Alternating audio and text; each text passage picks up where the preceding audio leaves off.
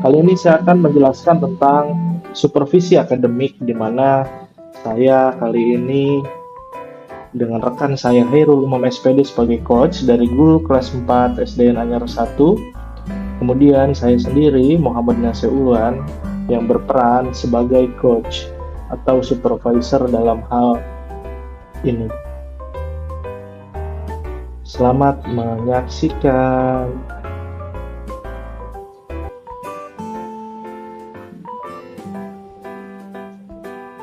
Ya, praobservasi ini dilakukan sebelum kegiatan dilaksanakan, di mana saya pada waktu itu mewawancarai rekan saya, Pak Umam.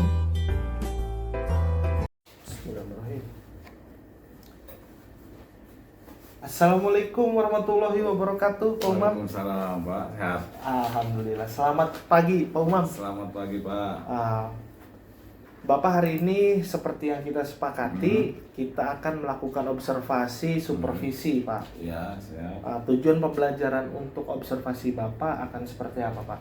Ini Pak, saya akan observasi berkarya wisata ke petani, ke kebun, sekitar sekolah, menampilkan cara menanam benih, benih lineal atau tanaman sayur. Tanaman sayur. Sayur Iya. seperti itu.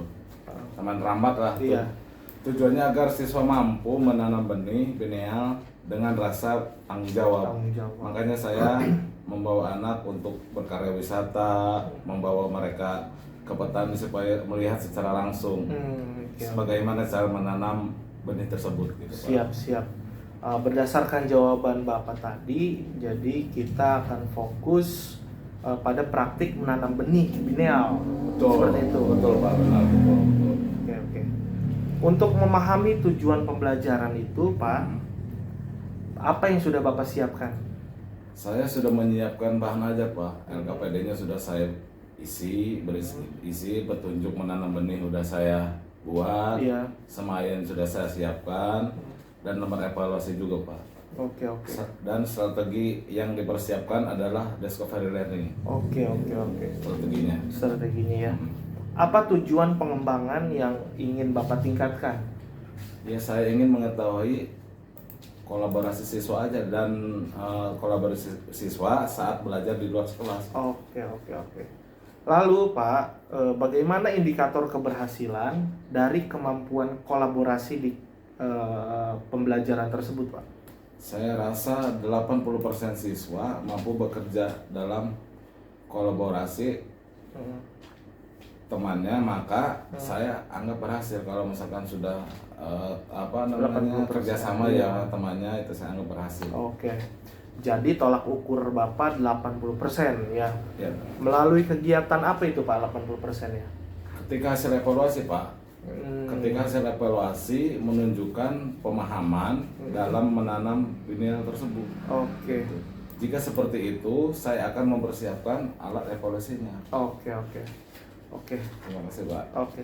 Terima kasih Pak Umam, sama-sama.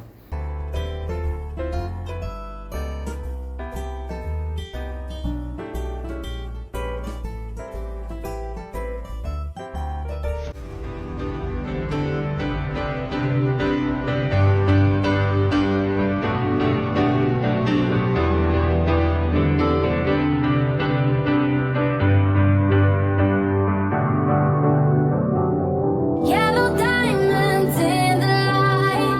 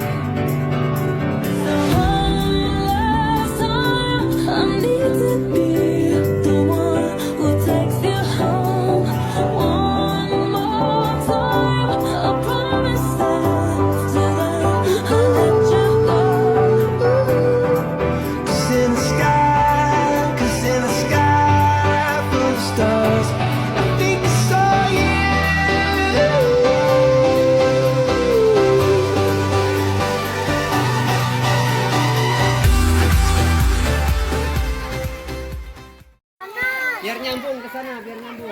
Biar nyambung. Ya. Biar nyambung. Rentangkan tangannya itu. Yang ini rentangkan tangannya. Itu Bapak tuh. Haikal. Bisa takut. Bisa takut. Rentangkan tangannya. Jangan tarik tadi kan. Oh, ada tangga. Gua pancing kamu. Iya, apa itu lari-lari? Jangan itu takut punten, Pak. Takut kabur saya.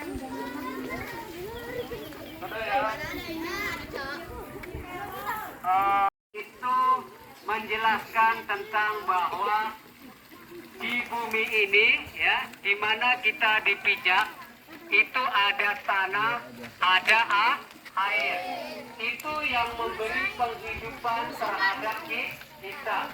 Ya. Bayangkan kalau misalnya tidak ada air yang mengalir. Ya, air sumber, air sungai, air laut, air hujan. Kalau tidak dijaga hutan, itu kita akan kehilangan air. Ya. Di dalam pelajaran, ya mungkin di dalam pelajaran juga diajarkan tentang bagaimana menjaga alam, menjaga lingkungan.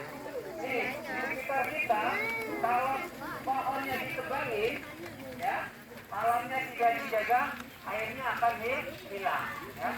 Airnya akan hilang. Yang ada itu nanti panas. Ini hanya di buku kan? Bagaimana tanaman timun itu hanya lihat di dalam gambar. Bagaimana tanaman air kan selama ini diterangkan, tanaman jenis-jenis tanaman air diterangkan. Di sini bisa lihat langsung yang namanya eceng gondok. Ya. Ini eceng gondok. Ini tanaman air ya, yang yang sering kita pelajari.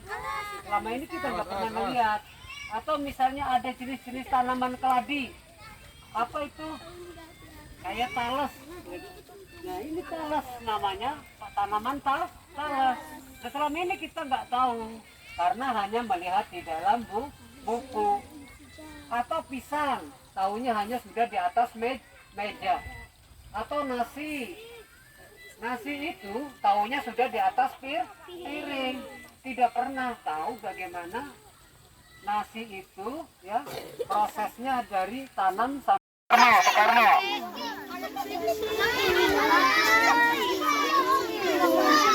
Sebentar ya.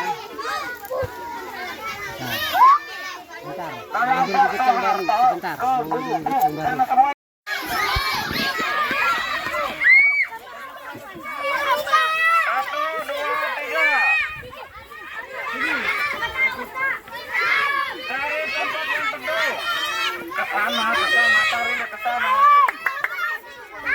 Tarik ke sana.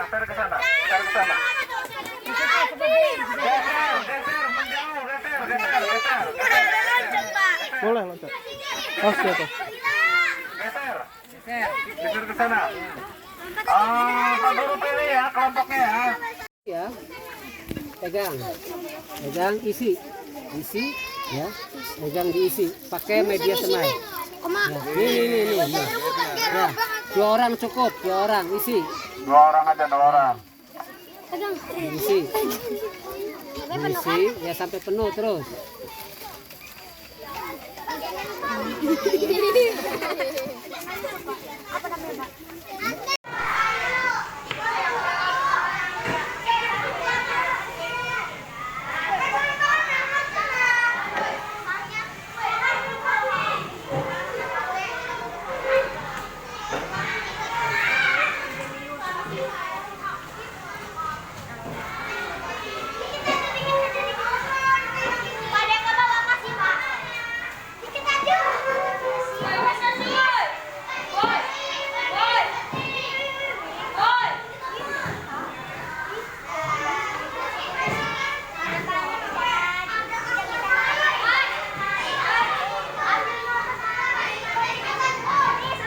Aduk yang rata dulu, diaduk yang rata.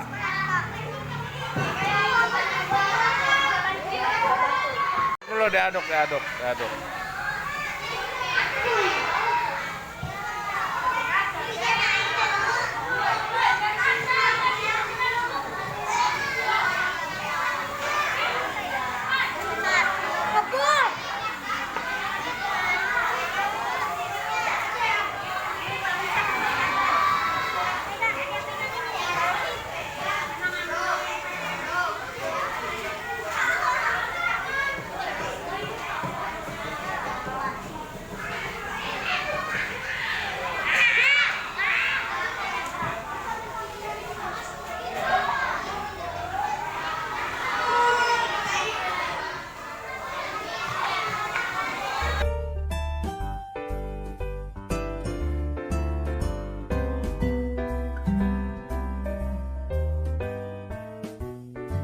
Assalamualaikum warahmatullahi wabarakatuh. Perkenalkan, nama saya Muhammad Yasyuluan. Saya CGP Angkatan 11 Kabupaten Serang. Pada kesempatan kali ini saya akan melakukan percakapan pasca observasi yang insya Allah akan ditemani oleh rekan saya, Bapak Hairul Umam, beserta Bapak PP saya, yaitu Pak Yudi Ismanto. Pada kesempatan kali ini saya akan melakukan percakapan pasca observasi. Assalamualaikum warahmatullahi wabarakatuh, Pak Umam. Waalaikumsalam warahmatullahi wabarakatuh. Oke, Pak Umam, pada pertemuan kali ini kita akan membahas catatan pasca observasi ya. Ya, iya Pak ya. Pak Umam, pada saat pra-observasi kita sudah merencanakan fokus pengembangan berupa tujuan pembelajaran, yakni menanam benih bineal. Iya benar. Betul ya Pak? Betul. Mari kita refleksikan ya Pak. Bapak fokus pada pengembangan tersebut sebagai bentuk P5 yang dilakukan oleh Bapak. Benar Pak, benar. Oke. Apa kelebihan yang dimiliki Bapak dalam menjalankan penanaman benih bineal itu Pak? Saya mempunyai kemampuan sosial agar anak fokus pada kegiatan penanaman benih tersebut. Oh, Bineal ya. Iya. Bineal. Oke, berdasarkan jawaban Bapak tadi, melalui fokus siswa berarti Pak ya? Benar. Oke, betul. Jika dari skala 1 sampai 10 Pak, kegiatan penanaman benih bineal ini ada di level berapa ya Pak? Di level 6 ya, yaitu belum dapat kegiatan penanaman benih bineal sekitar 50%. Oh, jadi belum maksimal ya Pak? Belum maksimal 50%. 50%. Jadi rencana Bapak mau ditingkatkan ke level berapa Pak? Pengen ke level 8. Ke level 8. Level 8 itu seperti apa Pak? Saya rasa sekitar level 8 itu 70% sudah bisa ya dapat melakukan kegiatan penanaman benih bineal itu. Oke, baik sekali ya Pak. Sampai 70% untuk kegiatan penanaman benih bineal. Dalam pelaksanaan itu tentunya ada hambatan ya Pak bagi Bapak dalam mengaplikasikan penanaman benih bineal itu. Kalau hambatan banyak ya Pak ya. Iya. Ya, yaitu dengan waktu pelaksanaan penanaman yang harus 1 jam ya. 1 jam pelajaran ini bisa mencapai 2 jam pelajaran Pak. Oh, jadi molor ya Pak waktunya. Iya. Oke. Harusnya 1 jam jadi 2 jam gitu. Betul. Berarti Itu yang sulit. Iya. Yang sulit di masalah waktu. Betul. Berarti masalah manajemen waktu ya Pak. Iya. Apa yang dapat Bapak lakukan untuk mengatasi hambatan tersebut? Benar Pak ya, masalah waktu. Memaksimalkannya paling Pak di pelaksanaan P5 misalnya melaksanakan daftar checklist berkegiatannya. Jadi saya buat daftar dulu kegiatan yang akan dilaksanakan menggunakan stopwatch yang ada di aplikasi handphone paling misalnya gitu. Oke, jadi setiap perkegiatan itu nanti ada stopwatchnya Pak ya, Iya, berapa betul. menit buat Iya. kegiatan menanamnya misalkan mahasiswa berapa Iya, menit, betul. menyiram. Nanti buat draftnya daftarnya. Oh, bagus. Oke, untuk jangka waktu dalam merealisasikan kegiatan tersebut berapa lama Pak? Saya rasa 1 pekan sudah cukup Pak. 1 pekan ya. 1 pekan Iya. untuk manajemen waktu. Iya, manajemen waktu. Baik. Untuk ukuran tentunya Pak, setiap kegiatan itu ada indikator keberhasilan atau ukuran keberhasilan ya Pak. Iya, betul. Apa ukuran keberhasilannya Pak? Di pelaksanaan P5-nya selanjutnya sesuai jam pelajaran yaitu 1 jam nanti. 1 jam pelajaran sudah saya anggap berhasil. Oke, jadi jika sudah yang tadinya molor 2 jam turun ke 1 jam itu sudah dianggap berhasil bagi Bapak ya. Berhasil, ya. Oke. Kapan kita akan memulai kegiatan manajemen waktu ini Pak? Insya Allah besok ya kita akan memulai ya besok. Salah satu anak menjadi seorang manajemen waktu untuk membantu paling Pak. Oke, jadi nanti ada anak yang menjadi timekeeper Pak ya, artinya megang stopwatch untuk memastikan kegiatan itu sesuai dengan time schedule ya Pak. Time schedule gitu. Baik Pak, mari kita bertemu 2 pekan ke depan ya Pak. Ya. Saya ingin mendengar cerita Bapak setelah melaksanakan itu. Mudah-mudahan nanti ada cerita menarik lagi ya Pak. Ya Pak, sudah sangat menunggu kegiatan itu diaplikasikan di sekolah. Alhamdulillah saya mendapatkan pencerahan. Terima kasih Pak. Sama-sama Pak. Saya pamit Pak. Umam. Assalamualaikum warahmatullahi wabarakatuh. Waalaikumsalam warahmatullahi wabarakatuh. Baik, terima kasih Pak Pulwan yang sudah melaksanakan pasca observasi ya dengan Pak Umam. Terima kasih Pak Umam. Ya, Pak. Baik ya, sudah dilaksanakan dengan baik. Di sini saya sebagai PP mau memberikan komentar ataupun umpan balik ya terkait pelaksanaan dari awal, mulai dari observasi, dari pra observasi, observasi serta pada hari ini yaitu pasca observasi. Pada kegiatan pra observasi yang sudah saya saksikan video yang dikirim oleh Pak Ulwan, ternyata di video tersebut Pak Ulwan sudah bisa mendiskusikan terkait standar kompetensi yang digunakan untuk observasi, itu sudah dilakukan dengan baik. Berikutnya Pak Ulwan juga sudah menanyakan kompetensi atau area apa yang ingin dikembangkan oleh rekan sejawat yaitu Pak Umam. Berikutnya di dalam pra observasi itu sendiri Pak Ulwan juga sudah menanyakan terkait indikator ketercapaian dari tujuan pengembangan yang ingin dikembangkan oleh rekan sejawat Pak Umam. Itu sudah dilakukan dengan baik.